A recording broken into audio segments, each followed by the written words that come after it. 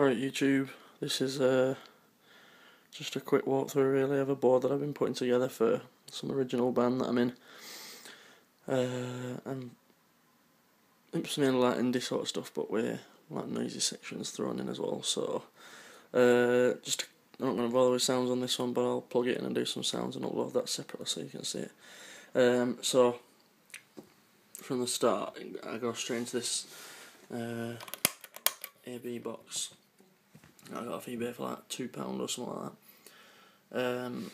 That is basically either, if I have to use two guitars, it's just nice to have them both plugged in and you can just one switch and you're straight in.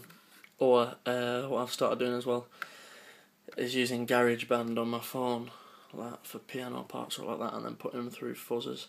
And there's also some like sort of beat maker thing, like one of them cheap Tenorion things, and if you put them through a fuzz you can have a good laugh. So sometimes I have my phone into one and I just switch between guitar or phone and loop it on and stuff like that. So yeah, straight into that. Then I think it comes straight out into this cheap little wah pedal, not wah, sorry, volume. It is a volume wah, but I just use it for volume. Just a cheap plastic thing, but it's alright, it works, you know. I think it cost me about £4 or something like that. So yeah, they're good if anybody wants that sort of thing. Then I've changed it around a bit, so I think it goes straight into, this is where it all goes a bit dwarfcraft. So it goes straight into the internet. This is, I think I've done a demo of it and stuff like that, but I absolutely love this. It's not to everybody's tastes, and it's supposedly an overdraft, but it is very fuzzy. But if you just use one side of it, you can get a very, very decent overdrive sound out of it. And then I use that for like solos and lead bits, anything like that. Yeah, pedal labels as usual, you can see settings wise on this, and they just get tweaked for like the room or all like that if you need to go down. And then so out of the internet into the Shiva.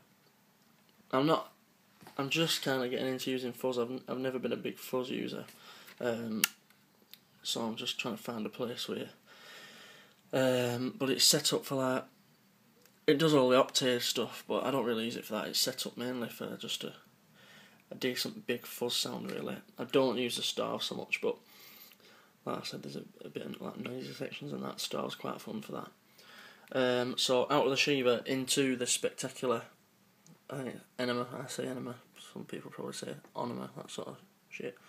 Again, this is set up for like a big fuzz. Tone doesn't seem to do very much, the actual tone control, so I just tweak it, use it like a tweak thing basically. If it sounds shit in the room, I just try and use that. But gain is on full, and I keep the glitch on, because when the gain's on full with a glitch on, it's actually more stable. For some weird reason or not, but you can get plenty of daft sounds out of that.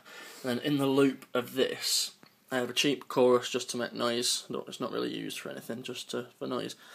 Memory Man and reverb, and then I don't do this so much, but it's something that I'm going to be using a bit more if I can. Feedback loop, so yeah, I can get some really good noises going.